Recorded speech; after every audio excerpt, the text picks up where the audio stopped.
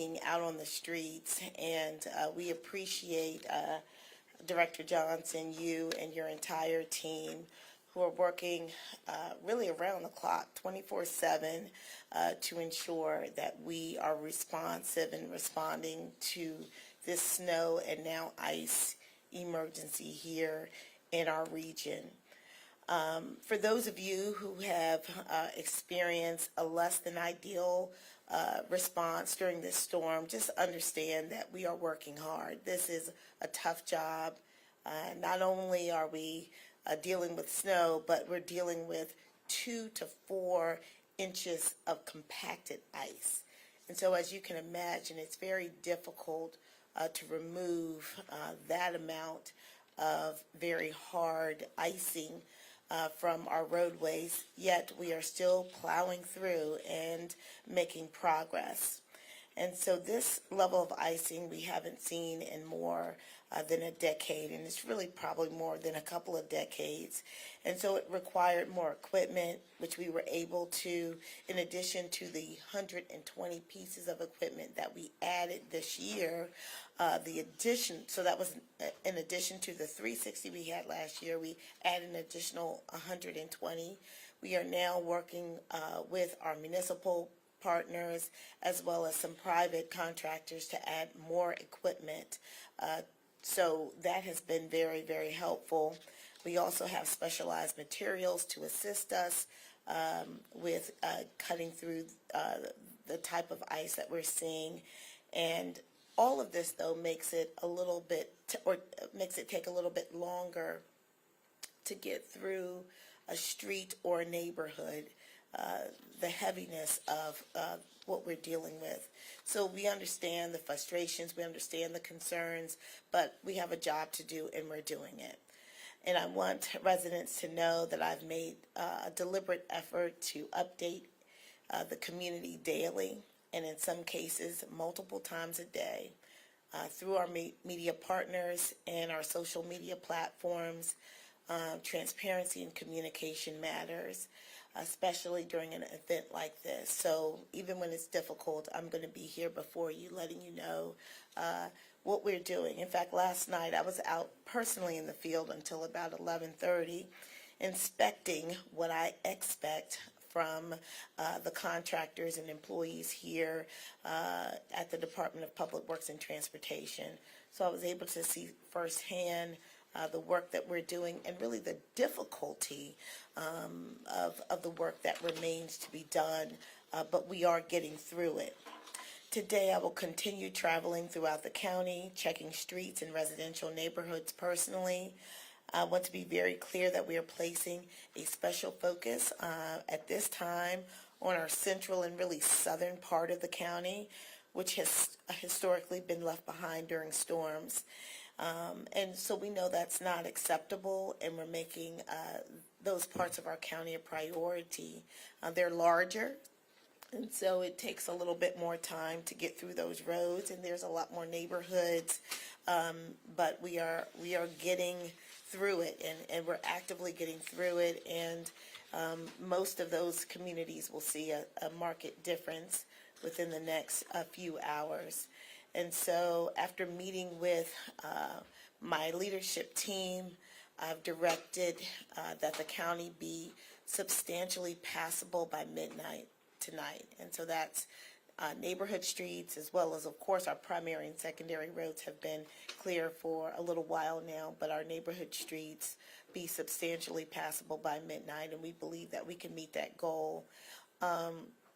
To support that goal, my office has mobilized a strike force team led by my office to assist the Department of Public Works and Transportation with a targeted focus on cul-de-sacs, narrow streets, and hard-to-reach areas where trucks have difficulty turning or fully clearing. And we've seen on many streets, folks are parking on both sides of the street. That makes it very difficult for trucks to go down. Some cars are blocking streets as well, and so we, in some cases, have had to tow cars, and we're just asking our residents to help us. If you have to park on the street, which we're asking people to try not to, but if you have to, please park on the even side of the street. Now, when I say substantially passable, that doesn't mean that your streets will be clear to the pavement. So I want that to be clear. It means that a plow or heavy equipment has passed through at least once.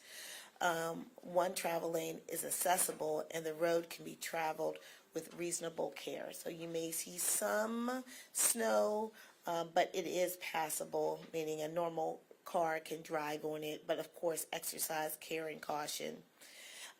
And so we know again that a lot of our residents, we have been able to take care of their neighborhoods. We really have. But if you're one of those neighborhoods that have not seen a plow as much, then we know that you're concerned that maybe we haven't, we don't know that your community needs attention. But understand we do know that, and you are being heard. You're helping us by contacting us through 311 because that helps us know where we may have missed an area or it was difficult to get down a cul-de-sac and we need to come back to that cul-de-sac. So we appreciate your calls, and we know that the partnership we have with our community is the most important partnership that we have. I also want to take a moment to thank our partners supporting our Silver, it's a tongue twister, Silver Shovel Program, who have stepped up to help our residents, especially seniors and individuals with limited mobility. We've been able to help hundreds so far, of seniors and individuals with limited mobility clear their properties. We have received more than 4,000 requests. So at this time, we are at our capacity, and so we can't take any additional requests right now, but we're going to get through those, and then we're going to see where we are in the next day or two, and then we hopefully will be able to open that up for more residents. But I know, and I've personally gone out to see that program in action, and it is such an important program for our most vulnerable residents. We ask residents to stay off the roads when possible. Again, park on the even numbered side of the streets to help us. Snow-related service requests can be submitted to PGC 311, and plow update progress can be tracked at pgctracksnow.com. To our DPWNT crews, contractors, and partners working under extreme conditions, I want to say thank you, and I know our residents are thanking you right now. You are taking great risks. You are out there at night when your families probably want you at home, but you're out there making sure that the homes in Prince George's County are taken care of. And so we appreciate you. And to our residents, we ask again for your patience, for your grace. Know that we are committed to you, and the team is working hard on you. So thank you very much. And that ends, I think, this portion of our press conference. We are going to go out on several streets throughout Prince George's County so that you can actually see the good progress that we're making and the work that we are continuing to do. So thank you. Question? Sure. So I've covered on Friday the preparation. Oh, yeah. And you had indicated the county was ready. Oh, yeah. And I'm not saying you weren't.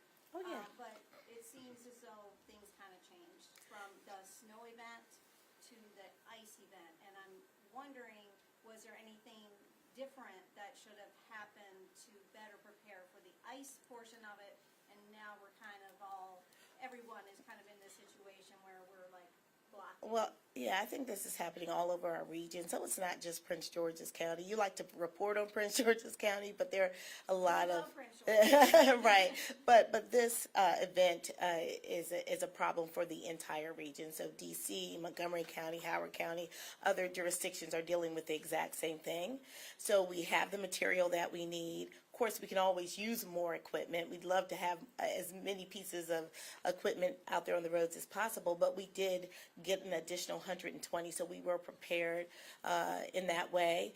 But, and now it's really about execution, and it's about continuing to add assets where we can, and just listening to the residents, making sure that we're hitting those streets and those side streets, letting residents know when we can't hit their streets because there's too many cars parked in some areas, not in all, but in some areas on those cul-de-sacs, which makes it very difficult.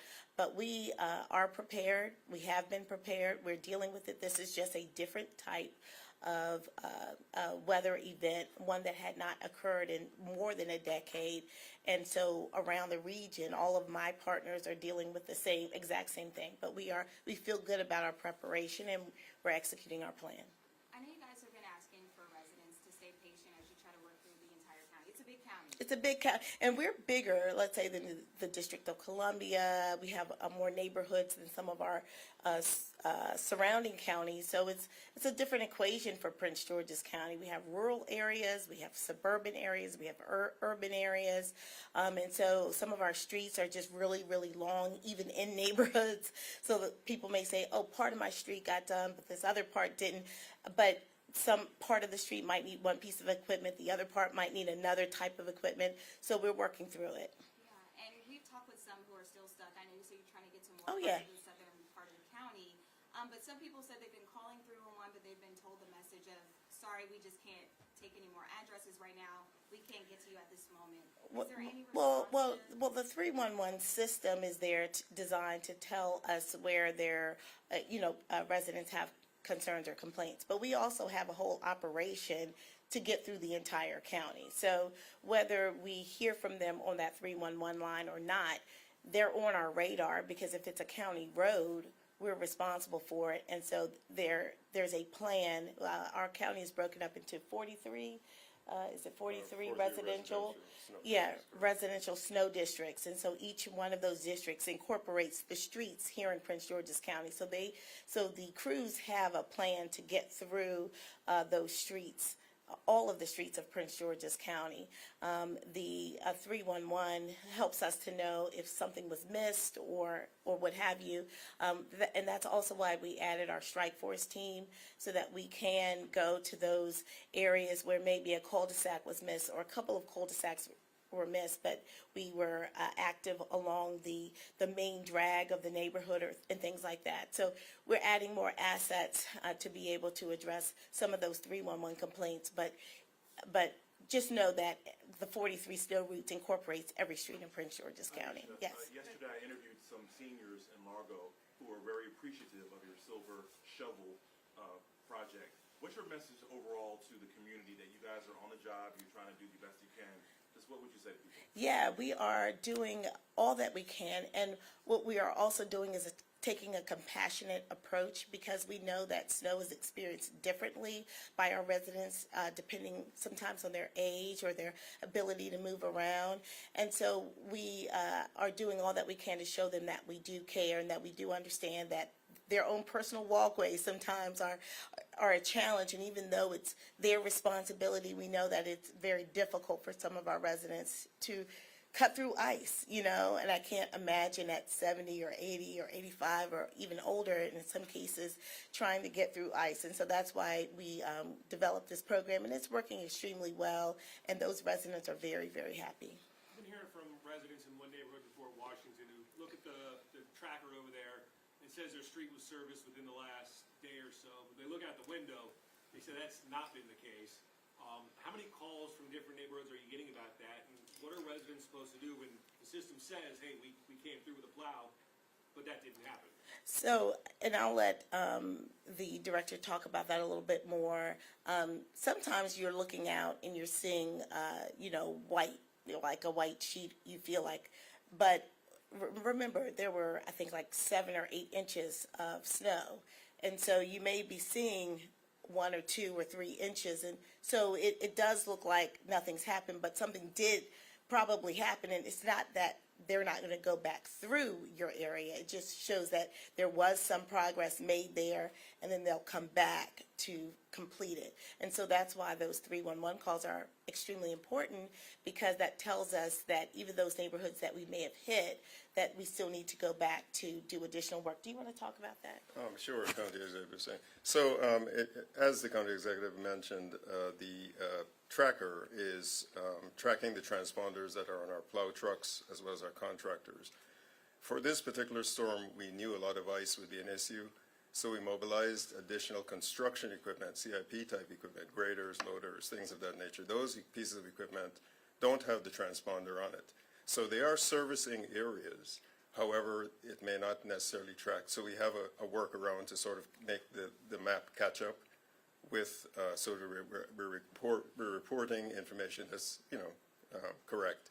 But it's sometimes there's a lag in getting that done. But the plows do go through the routes, and they will go through multiple times in a snow operation. So when someone looks out the window and they say, well, listen, my street hasn't been serviced, that's not always the case. That's not necessarily what has happened.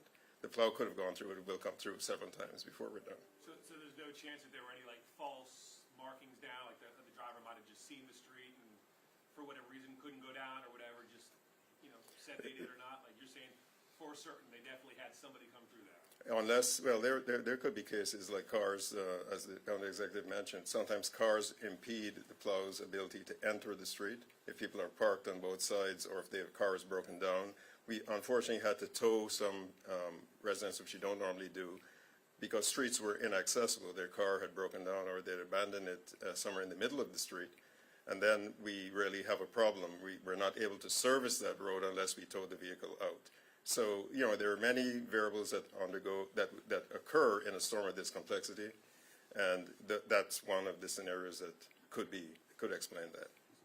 There were some neighborhoods last year I know you paid particular attention to, and there were some hearings and things like that, and it was my we're kind of hearing from the same neighborhoods, unfortunately, that kind of the same thing is happening this time, like a little bit of a deja vu. So are you able to explain that at all in terms of why this is happening to them again? I believe last time it was a different kind of issue where there's some steep hills in the county and it was very slippery, but, some of those folks are a little concerned again that the same things happen. The area last time that you're referring to was in the Hillcrest Heights, Clinton area, which is our Snow District 3. So in preparation for the storm this time, we, as the county executive mentioned, we acquired enhanced salt. So the salt that is in the dome that if you look out the window, there is a sodium chloride-based salt, which is effective to around 20 degrees Fahrenheit. This enhanced salt that we use is a magnesium chloride mixture with beet juice to control corrosion. And that's effective to about negative 25 degrees. So in advance of the storm, we pre-treated the entire county, but in that particular area, we pre-treated with that specialized salt. And then we also put heavy equipment in there to sort of move, ice that may accumulate. One of the challenges we face, to be honest, in that area is cars that will not park on the even side. So we service it with like the six-wheel dump trucks, which are our mid-size pieces of equipment.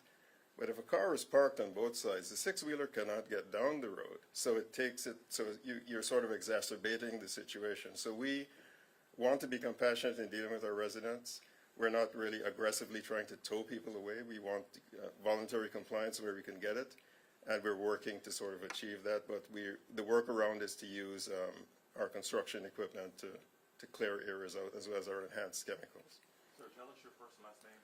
My first name is Michael, last name Johnson. So both for me, Mike. MichaelJohnson, Director of the Department of Public Works and Transportation. One more question. Any message to the people that are still stuck in their homes at this moment that Okay. especially those that have elderly family members who are trying to get to doctor's appointments? Yeah. I know a couple have already tried to go outside themselves and shovel, slip and fell. Any message to those people? So we have had a number of our seniors who needed to get to doctor's appointments, who we've taken them there. So if anyone needs assistance, you can reach out to the county through 311 to get, a transportation to get to doctor's appointments. That's something that we offer as a service from Prince George's County. So now we are going to head out to the roadways, and I look forward to seeing everyone there. The county executive has allowed us to offer some of you a ride along, and I think one or two of you have asked